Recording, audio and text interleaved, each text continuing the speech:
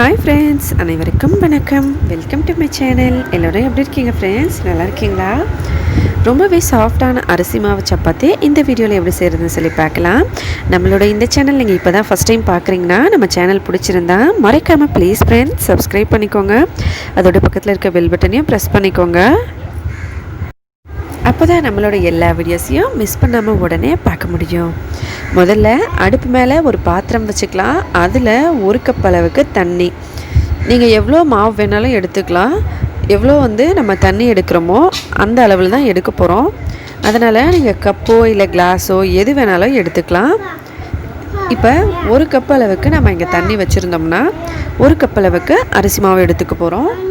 இந்த தண்ணியில் கொஞ்சமாக உப்பு சுவைக்கு ஏற்ற மாதிரி, அதுக்கப்புறம் ஒரு ஸ்பூன் அளவுக்கு எண்ணெய் சேர்த்துக்கலாம். அரிசி மாவு பொதுவாக நம்ம வீட்டில் செஞ்சு வச்சுருக்க அரிசி மாவும் பயன்படுத்திக்கலாம்.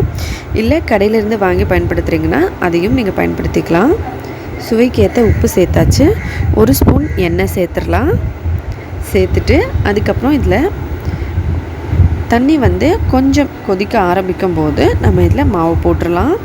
ரொம்ப ஈஸியான மெத்தட் ஃப்ரெண்ட். ரொம்ப ஈஸியாக செஞ்சிடலாம். அதோட ரொம்ப சாஃப்டாக இருக்கும்.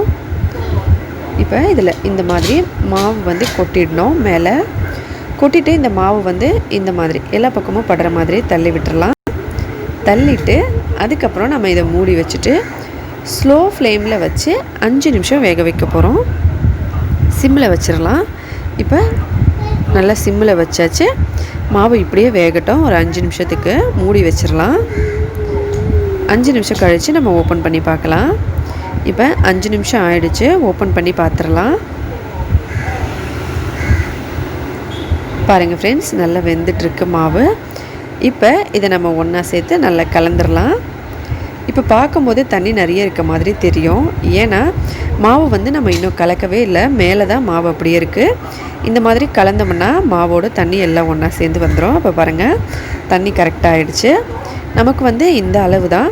இப்போ ஒரு கிளாஸ் மாவுன்னா ஒரு கிளாஸ் தண்ணி. இந்த அளவு தண்ணி சூடாகும் போது அதை போட்டுட்டு கொஞ்சம் தண்ணி கொதிக்க ஆரம்பிக்கும் போது போட்டு 5 நிமிஷம் வேக வச்சுட்டோம் ஸ்லோவான ஃப்ளேமில்.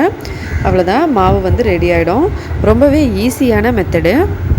உங்களுக்கு கரெக்டாக புரியணுன்றதுக்காக தான் டீட்டெயிலாக சொல்லிகிட்ருக்கேன். ரொம்ப ஈஸியாக இதை செஞ்சிடலாம். பாருங்கள், இந்த மாதிரி ஒன்றா சேர்த்து நல்லா கலந்துட்டு இப்படி எல்லா பக்கமும் தண்ணியும் மாவும் எல்லாம் ஒன்றா சேர்ந்து வரணும். தண்ணியில் ஏற்கனவே மாவு நல்லா வெந்திருக்கு. ஆனாலும் மாவு தனியாக தண்ணி தனியாக தான் இருந்தது. நம்ம இதை இப்படி நல்லா கலந்து வச்சு மூடி வச்சிட்டோம்னா அதுக்கப்புறம் இது நல்லா எல்லாத்தையும் ஒன்றா சேர்ந்து வந்துடும். இப்போ பாருங்கள், எல்லாத்தையும் ஒன்றா சேர்த்து நல்லா கலந்தாச்சு. எல்லா பக்கமும் தண்ணியோட மாவோட எல்லாம் ஒன்றா சேர்ந்து வந்துருச்சு. இப்போ இதை நம்ம அப்படியே வச்சிடலாம். நல்லா ஆறட்டும். ஆறின பிறகு நம்ம ரெடி பண்ணலாம். பொதுவாக நம்ம ஏதாவது ஸ்வீட்டோ ஸ்நாக்ஸோ செய்யும்போது அரிசி மாவில் கொஞ்சம் கை சூடு தாங்குகிற அளவுக்கு பிசைஞ்சு செய்வோம். ஆனால் இது நல்லா முழுசாகவே ஆறின பிறகு நம்ம செஞ்சுக்கலாம். கரண்டியில் மாவு ஓட்டியிருந்தால் அதை எடுத்துகிட்டு இதை அப்படியே வச்சிடலாம். நல்லா ஆறட்டும். ஆறின பிறகு செய்யலாம். இப்போ மாவு நல்லா ஆறிடுச்சு. ஆறின பிறகு இதை நம்ம திறந்துட்டு கையில் எல்லாத்தையும் ஒன்றா சேர்த்து நல்லா பிசைஞ்சுக்கலாம். இது கொஞ்சம் கெட்டியாக இருக்க மாதிரி உங்களுக்கு தெரிஞ்சதுன்னா கையில் கொஞ்சம் எண்ணெய் தேய்ச்சிட்டு அதுக்கப்புறம் நீங்கள் இதை இந்த மாதிரி பிசைஞ்சுக்கலாம். சப்பாத்தி மாவு பதத்துக்கு இதை நம்ம பிசைஞ்சு எடுத்துகிட்டு வந்துடலாம். நல்லா சாஃப்டாக தான் இருக்கும். கொஞ்சமாக கையில் எண்ணெய் தடவிட்டு நம்ம இதை பிசைஞ்சுக்கலாம் நல்லா சப்பாத்தி மாவு பதத்துக்கு. இப்போ இந்த மாதிரி நல்லா பிசைஞ்சிட்டு அதுக்கப்புறமா இதில் சின்ன சின்ன பீஸாக நம்ம கையில் புட்டுட்டு எப்போவும் எப்படி நம்ம சப்பாத்தி செய்கிறதுக்காக மாவு கொஞ்சம் கொஞ்சமாக எடுத்து மாவில் திட்டு தேய்ப்போமோ அதே போல் தேய்ச்சிக்கலாம். இப்போ மாவு நல்லா ரெடி ஆயிடுச்சு. இப்போ இது நல்லா சாஃப்டாகவும் நல்ல சப்பாத்தி மாவு பதத்துக்கும் இது நம்ம வந்துருச்சு. சின்ன சின்ன உருண்டையாக இப்படி எடுத்து இதில் கோதுமை மாவு, மைதா மாவு, அரிசி மாவு எது வேணாலும் எடுத்து தொட்டு நம்ம தேய்ச்சிக்கலாம். நான் இங்கே அரிசி மாவு எடுத்து வச்சுருக்கேன். அதிலையே தொட்டு தேய்ச்சிக்கலாம். மைதா மாவில் கோதுமை மாவுலலாம் நம்ம போட்டு தேய்ச்சோம்னா சைடில் நமக்கு கொஞ்சம் கூட விரிசல் வராமல் அப்படியே வந்துடும்.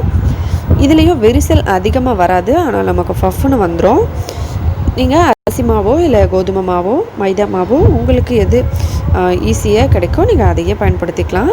கொஞ்சமாக மாவு வச்சு இந்த மாதிரி மாவு நம்ம எடுத்து வச்சுருக்கோம் இல்லைங்களா, அதை வச்சு நல்லா திரட்டிக்கலாம்.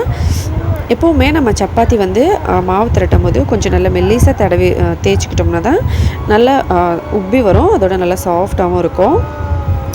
நிறைய ஃப்ரெண்ட்ஸ் ஏற்கனவே கமெண்ட் பண்ணியிருந்தாங்க, சப்பாத்தி வந்து நார்த் சைடில் ரொம்ப சாஃப்டாக இருக்கும், அவங்க வேறு மாதிரி செய்வாங்க, அது எப்படின்னு சொல்லி அப்லோட் பண்ணுங்க அப்படின்னு சொல்லி கண்டிப்பாக கூடிய சீக்கிரமே அப்லோட் பண்ணுறேன் ஃப்ரெண்ட்ஸ். நாங்கள் ஒரிஷாவுக்கு போன அப்புறமா அது வந்து அடுப்பில் செய்யும்போது ரொம்பவே டிஃப்ரெண்ட்டாக இருக்கும். எந்த சமையலுமே நம்ம கேஸில் செய்கிறத விட அடுப்பில் சமைச்சா ரொம்பவே சுவை நல்லாயிருக்கும். அது எல்லாருக்குமே தெரிஞ்ச விஷயந்தான். நாங்கள் ஊருக்கு போன அப்புறமா கண்டிப்பாக நீங்கள் கேட்ட எல்லா வீடியோஸையும் அப்லோட் பண்ணுறோம். நிறைய ஃப்ரெண்ட்ஸ் வந்து அங்கே இருக்க ட்ரெடிஷ்னல் எப்படி இருக்கும், எப்படி இருப்பாங்க, அதை எல்லாமே அப்லோட் பண்ணுங்கள், வீலாக்ஸ் பண்ணுங்கள் அப்படின்னு சொல்லி கேட்டிருந்தீங்க. கண்டிப்பாக நீங்கள் கேட்ட எல்லா வீடியோஸுமே அப்லோட் பண்ணுறோம் ஃப்ரெண்ட்ஸ். இப்போ இந்த மாதிரி மாவு எல்லாத்தையும் தேய்ச்சிட்டு வச்சுக்கலாம். எல்லாத்தையும் இப்போ கொஞ்சம் ஸ்பீடாக பார்த்துடலாம். நம்ம திரட்டி வச்சுருக்க மாவை இந்த மாதிரி போட்டு சுட்டு எடுத்துடலாம். தவாவில் வச்சுட்டு நம்ம கொஞ்சம் மெல்லிசாக சின்ன சின்ன உப்பி வர மாதிரி இருக்கும்போது நம்ம திருப்பி போட்டு செஞ்சுக்கணும். நம்ம வந்து சப்பாத்தி சேர்க்கறதுக்கு, அதாவது சுடுறதுக்காக ஒரு பிளேட்டு கம்பி மாதிரி வச்சுருக்கோம் இல்லைங்களா, அது இருந்தால் நீங்கள் பயன்படுத்தலாம். அதை வச்சு முதல்ல செய்கிறேன். ரெண்டாவது அப்படியே நார்மலாக எப்படி செய்கிறதுன்னு சொல்லி பார்க்கலாம். இதுலேயே பார்த்தீங்கன்னா உங்களுக்கு எவ்வளோ சூப்பராக உப்பி வருதுன்னு தெரியும். வீடியோவை கொஞ்சம் ஸ்பீட் பண்ணியிருக்கோம், இல்லைன்னா வீடியோ ரொம்ப லென்த்தாக போயிடும். நிறைய ஃப்ரெண்ட்ஸ் ரொம்ப பேசுகிறீங்க, கொஞ்சம் கம்மியாக பேசுங்க அப்படின்னு சொல்லி கமெண்ட் பண்ணியிருந்தாங்க. ஆனால் உங்களுக்கு தெளிவாக புரியணுன்றதுக்காக தான் ஃப்ரெண்ட்ஸ் நல்லா தெளிவாக சொல்லிகிட்ருக்கோம்.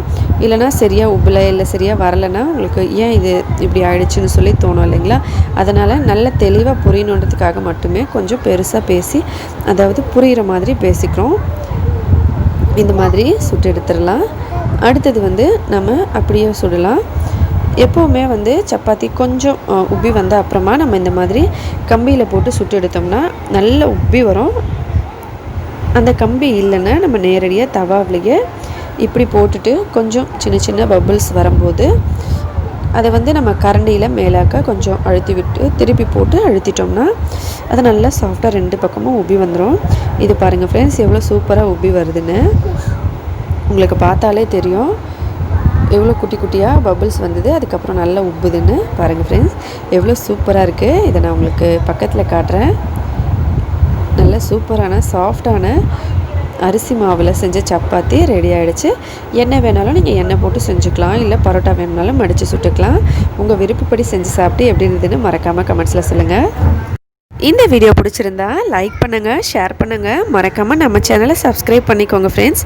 மேலும் இதே போல் இன்னும் பல புதுவிதமான டிஃப்ரெண்ட்டான ஹெல்த்தியான வீடியோஸ் எல்லாம் பார்க்குறதுக்காக மறக்காமல் நம்ம சேனலை சப்ஸ்கிரைப் பண்ணிக்கோங்க.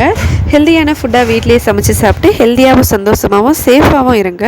நன்றி, வணக்கம்.